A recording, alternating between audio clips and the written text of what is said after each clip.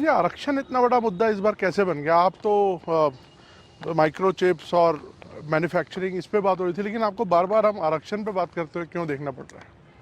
मुझे नहीं करना पड़ रहा है, मुझे सचेत करना है मेरे एससी, एसटी, ओबीसी और अति पिछड़े भाई बहनों को, क्योंकि इनको अंधेरे में रख करके ये लोग लूट चला रहे हैं। और चुनाव एक ऐसा समय है कि जो सबसे बड़ा संकट आ रहा है उससे देशवासियों को मुझे जागरूक करना चाहिए। और इसलिए मैं आग्रहपूर्वक जनता जनार्दन को समझा रहा हूँ, क्योंकि ये दो चीज़ें हो रही हैं। एक, भारत के संविधान की मूल भावना का हनन हो रहा है, संविधान की मर्यादाओं को तार तार कर दिया जा रहा है, और वो भी अपनी वोट बैंक की राजनीति के लिए। अब मुझे याद है, मैंने हाउस में कभी कांग्रेस के नेताओं को सुना तो वो ये कहते थे कि पीएसयू का प्राइवेटाइजेशन कर रहे हैं आप, तो आप आरक्षण मिटा देना चाहते हैं। अब रियलिटी तो है नहीं, गप्पाजी कर रहे थे।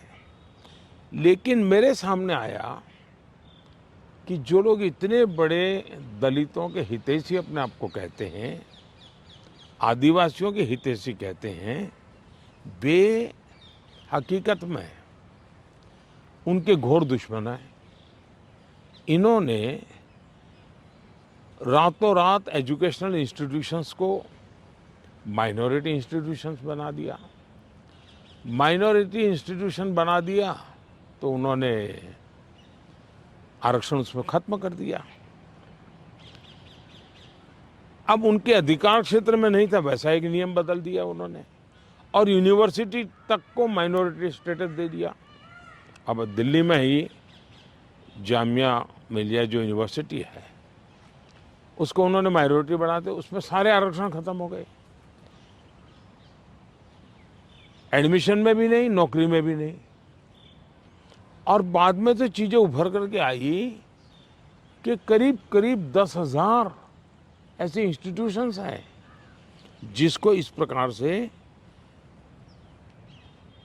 आरक्षण के जो एससी, एसटी, ओबीसी का अधिकार था वो पिछले दरवाजे से उसको छीन लिया गया है, संविधान की पीठ में छोड़ा भोंका दिया है। बाबा साहब आम्बेडकर ने जिस सपने से ये व्यवस्था खड़ी की थी उसको इन्होंने वोट बैंक के लिए गिरवी रख दिया है। तो ये एक चिंताजनक बातें मेरे सामने जब आई, तब मुझे लगा कि मेरा दायित्व बनता है कि मैं देश को अवगत। इतने में इनका मैनिफेस्टो आया। इस मैनिफेस्टो ने और चौंका दिया, और इसलिए मैंने पहला मैनिफेस्टो पढ़ देखते ही मेरा पहला कमेंट था कि ये मैनिफेस्टो पर मुस्लिम लीग की छवि है। तो 2-3 दिन तो उनको लगा कि इसका जवाब देने की जरूरत नहीं है, ये अपने आप ही बात खत्म हो जाएगी। जब उन्होंने कोई जवाब नहीं दिया तो फिर मैं एक एक चीज खोलने लगा। जैसे इस देश में वो ये कहें कि हम खेलकूद में भी माइनॉरिटी के लिए कोटा फिक्स करेंगे। आज पंजाब के मेरे बच्चे जो खेल जगत के अंदर बहुत अच्छा कर रहे हैं, बंगाल के मेरे नौजवान फुटबॉल में बहुत अच्छा कर रहे हैं, उत्तर प्रदेश के हमारे नौजवान जो एथलीट्स में काफ़ी अच्छा कर रहे हैं, अब वो अपनी जवानी उसमें खपा देते हैं। 10-12 साल की उम्र से लेकर के 25 सोचने तक ये लोग इतना तप करते हैं जी, तपते हैं, शरीर को तपाते हैं। खिलाड़ी ऐसा नहीं बनता है जी।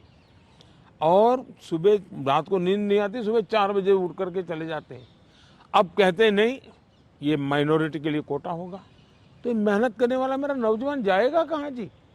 उनका क्या होगा? दूसरा उन्होंने कहा कि देश में अब जो टेंडर होंगे उस टेंडर में भी वे माइनॉरिटी के लिए आरक्षण करेंगे। मतलब ये हुआ कि आज मान लीजिए कोई कहीं पर बहुत बड़ा महत्वपूर्ण ब्रिज बन रहा है, उस ब्रिज में कौन ब्रिज बनाएगा?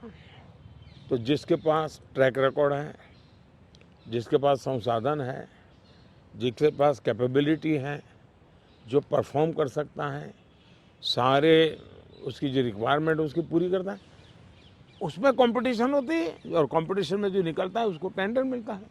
ये कहते नहीं, ये सब बाद में। अब मुझे बताइए, अगर इसी प्रकार से सिर्फ धर्म के आधार पर कोटा दे देंगे, वो ब्रिज बनेगा, लोग मारे जाएंगे, तो कौन जिम्मेवार होगा? क्या आप वोट बैंक के लिए आप आने वाली पीढ़ियों को भी तबाह करना चाहते हैं?